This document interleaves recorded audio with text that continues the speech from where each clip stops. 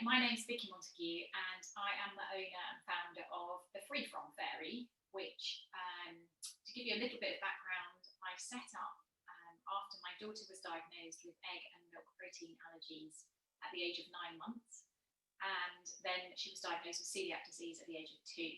She's now 13, happy and healthy, and so yeah, that's kind of how it all started.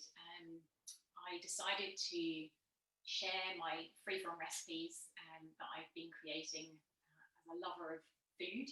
I've been creating loads of them. They're all in little scrapbooks and bits of paper everywhere.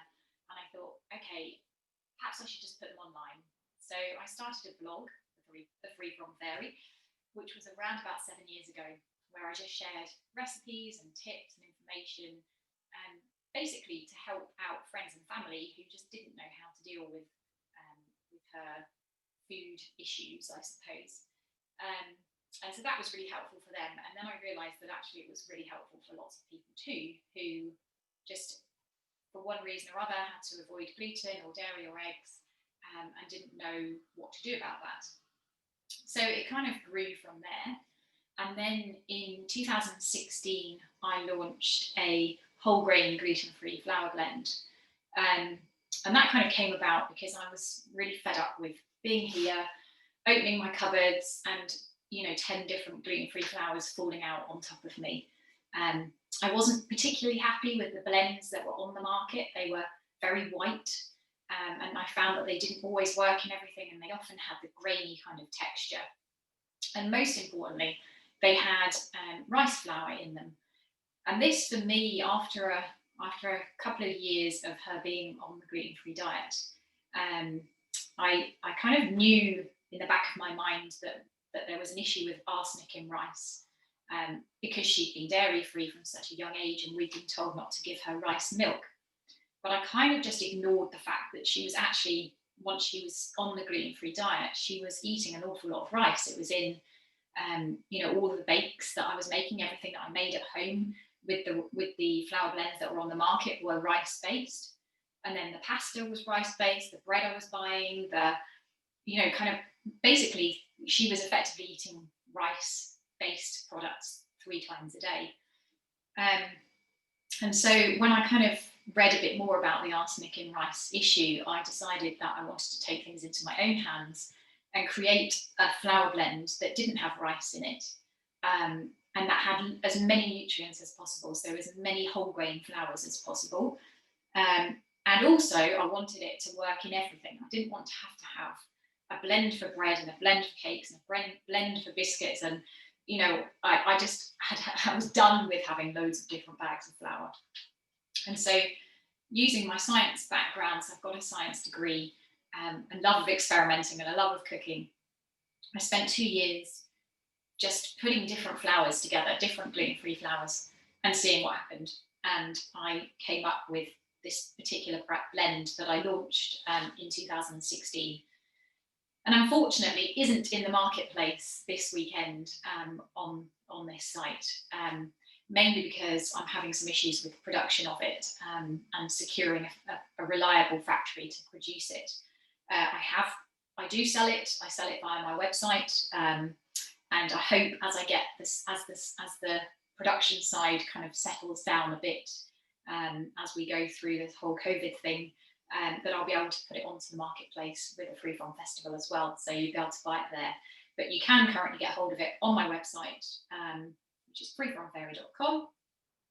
And I'm going to use it today, and I'm going to tell you a little bit about it as we go along. But I haven't tested this recipe with other flour blends, so just kind of warning you, if you are making it with a different flour blend, you may get different results, but hopefully it should work for you if you're using some other blend, but it definitely works with mine. So without further ado, I'm going to show you how to do it. And while they're cooking, there'll be a little bit of time when I can tell you a bit more about it. But yeah, we'll crack on. So if you follow me on Facebook, you'll have seen the ingredients that you needed if you wanted to cook with me. And so if you're going to cook with me, hopefully you've got your ingredients together. If not, then you can just watch me do it, write down what you need, and obviously do it at another time. The recipe's also on my website, freefromfairy.com.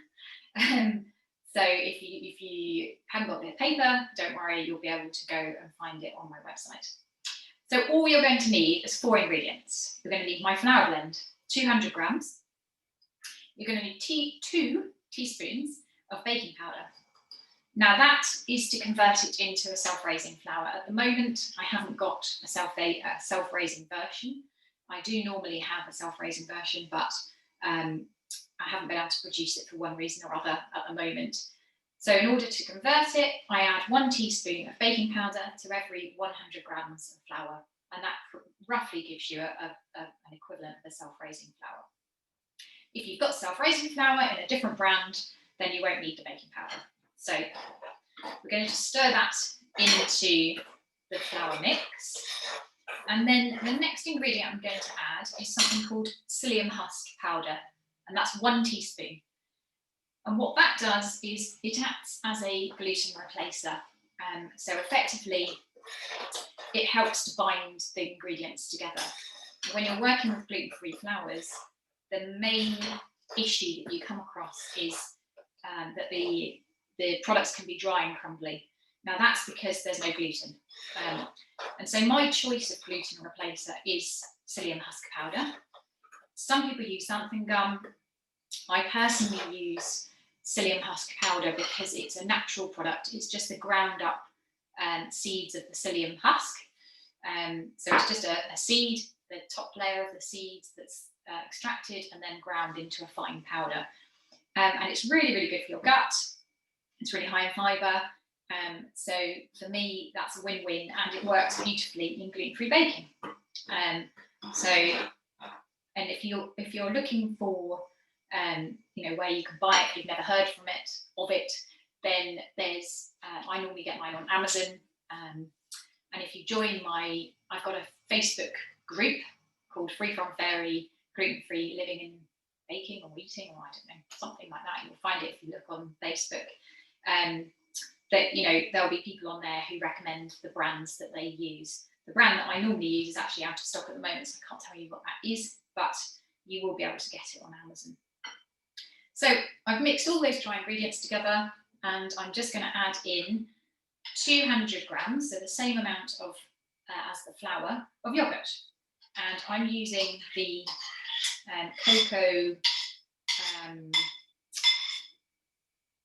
what's it called? Coconut yogurt.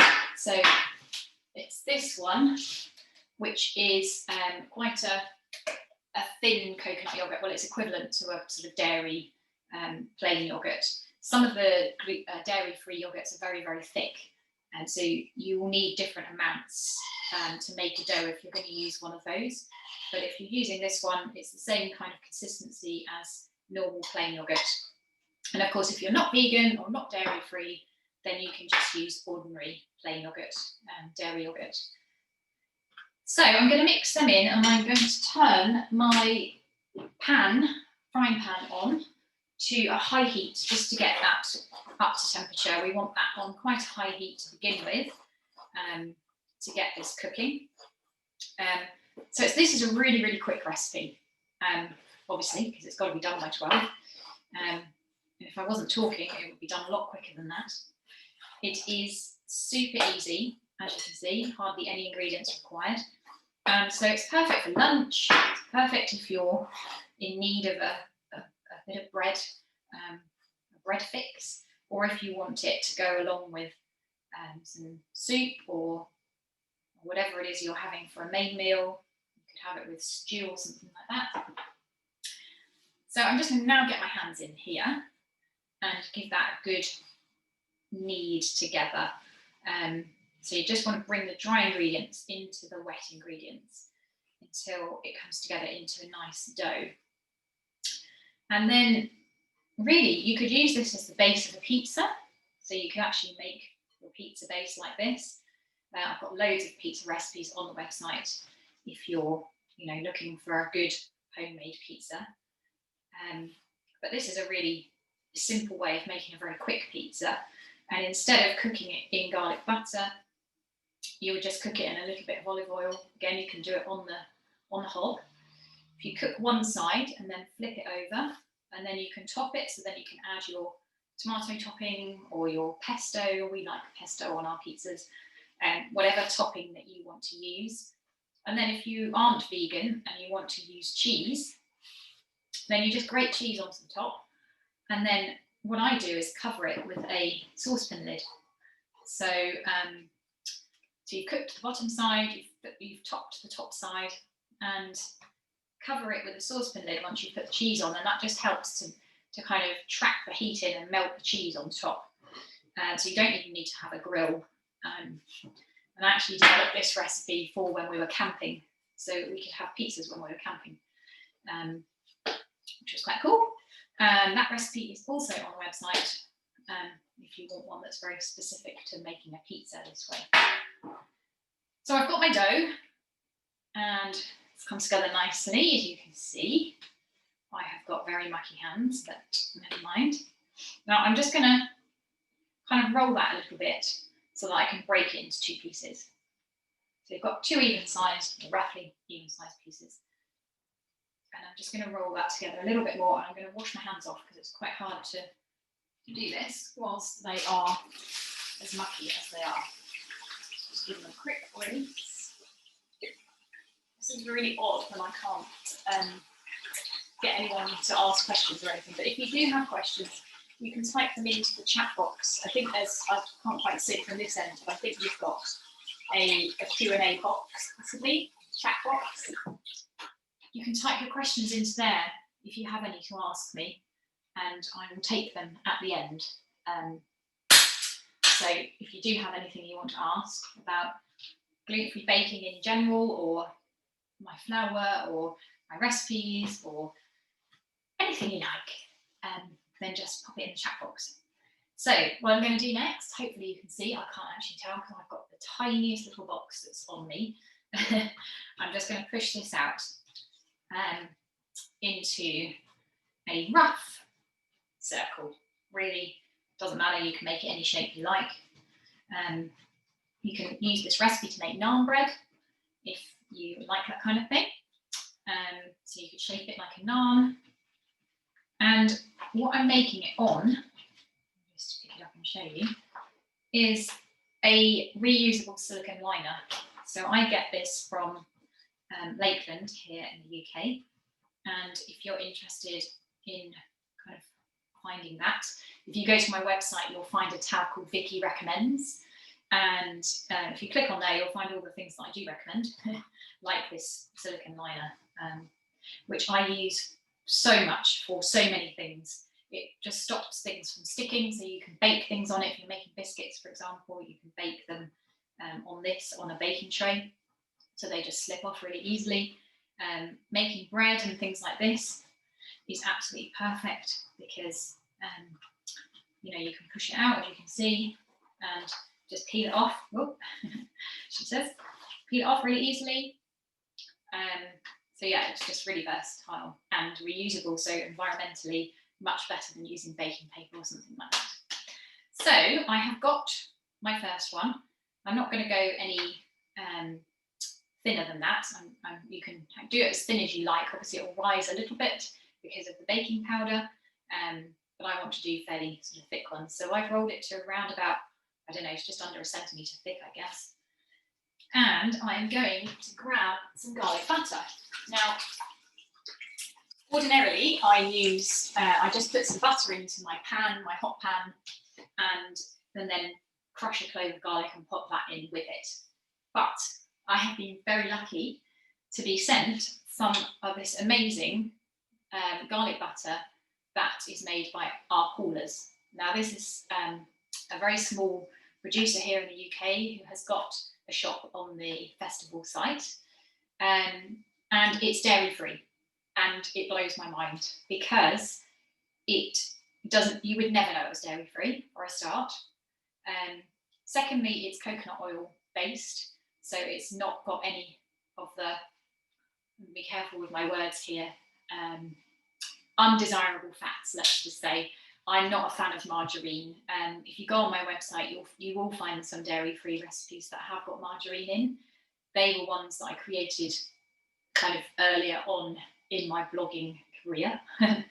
Now, if I'm doing dairy-free recipes, I really try to avoid margarine as far as possible because the fats are just not that great for you. So I was a bit kind of reluctant, I guess, to try a dairy-free garlic butter, and was absolutely delighted to see that it's made from coconut oil and tastes incredible. But also because it's made from coconut oil, and I'm just going to bung some in here to warm up while I chat. So I'm going to put a really big dollop in. You can hear that sizzling away. And the great thing about it, because it's coconut oil, is that it doesn't burn. So when you're cooking with it, it's fantastic. Whereas when you're cooking with butter, you can get it to kind of, it can burn if you put it on too high a heat.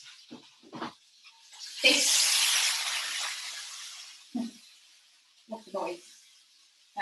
This doesn't burn, which is just brilliant for cooking these in. So you probably can't see, this is really heavy. And I've put a really good dollop of butter in there. I like mine really buttery. And I've chosen the garlic and chilli one, because that's what I fancy for my lunch.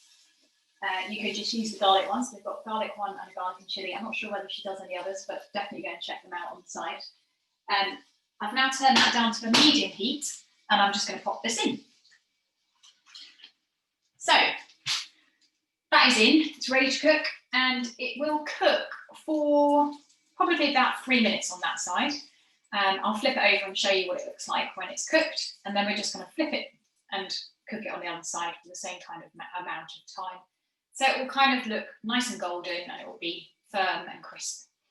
And basically that is it. That is how easy it is to make a garlic bread pizza. I'm going to pop this one out. And whilst I roll this out, I'll tell you a little bit about my flour, so that might prevent any questions that don't need to be put in. So it's whole grain flour blend, and it is made up of teff, sorghum and buckwheat, which are the whole grain flours that I use, and then a little bit of tapioca and potato starch. So it's mainly, I don't know whether you can see, I've decanted it into a big airtight container.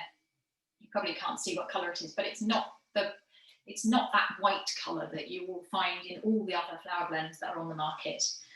Now, you know, there's nothing wrong with that, but nutritionally, you're not going to get anything out of a gluten-free flour that's white, because all that you're getting is effectively sugar. So it's just like eating sugar if you're eating products made with a flour blend that's all white flour. So the cheapest flour blends that you can get are normally the supermarket own brand flours, blends, gluten-free flour blends, and they normally consist of potato, tapioca and rice flour. So they're very white. They're the cheapest flours that you can buy, and that's why they're so prevalent, I suppose, in all of the things that you eat. So if you're gluten-free and you're in the gluten-free aisle of the supermarket, if you look at the ingredients of the things you're buying, you will pretty much always find 1 or 2 or 3 of those white flours in there. As I say, there's nothing wrong with that if you're not bothered about what you're putting into your body. But if you want to eat well, and feed your body, feed your gut microbiome, which is, you know, scientists are finding is so much more important now for our brain health and everything, then, you know, whole grains are the way forward, and you know, everyone's known that for a long time in terms of heart health and that kind of thing. We're now just understanding a lot more about the connection between our guts and our brain, and the whole grain flours are really good for your gut in terms of feeding your gut microbiome. So anyway, enough for lecture on that. So that's what's in the flour, and you can literally use it to make anything and everything you might want. If you go to my website, you'll see all the things that I've made with it. So I've made breads, cakes, biscuits, pasta, pastry, you name it, you can make it. And I've recently launched a couple of online cookery courses where I teach you how to make a whole variety of different things. So this one is in my gluten-free savoury bakes course, and you'll find details on my website under online courses or cookery courses. I'm just going to flip this over. Okay, so hopefully you're going to be able to see that that has got a lovely golden colour on it, and that's also because of the chili in the oil that I'm using, the butter that I'm using. So I'm just going to cook that for another couple of minutes. Yeah, so this is in my gluten-free savoury bakes course. I teach you how to make this. I teach you how to make pizza rolls, which are perfect for lunch boxes, picnics. I teach you how to make cheese biscuits, cheese scones, rough puff pastry, various different pizzas, a yeasted pizza and a non-yeasted pizza, palmiers, so beautiful French classic puff pastry thing. You can make it sweet or savoury, so I can't really say it's sweet or savoury. Soda bread, all kinds of things. So anyway, if you're interested in learning more about how to cook healthily, then check out those courses because they are there to really encourage people to get into the kitchen. Every recipe I do is as simple as possible with as few ingredients as possible. And so you can see from this, you know, really quick, really simple, lovely food that's going to actually feed you properly and keep you full. Because what we found with my daughter when she was first diagnosed, that she was starving all the time. And it was basically because everything I was feeding her was white processed flours or made from white processed flours, which go through our system very, very quickly. These whole grain flours will keep you fuller for much, much longer. Anyway, if anyone has any questions, please do pop them in the chat because we are running out of time. I have 5 minutes, so I'm very happy to take any questions that you might have for me. Just move this around. So this one is pretty much done. I'm going to cook the other one in the garlic butter, just the garlic butter, rather than the garlic and chili butter, because my husband's not a big fan of chili, so that will be his lunch and that's my lunch sorted. I don't know that I've got anything else that I need to tell you. So Margarita, have we got any questions?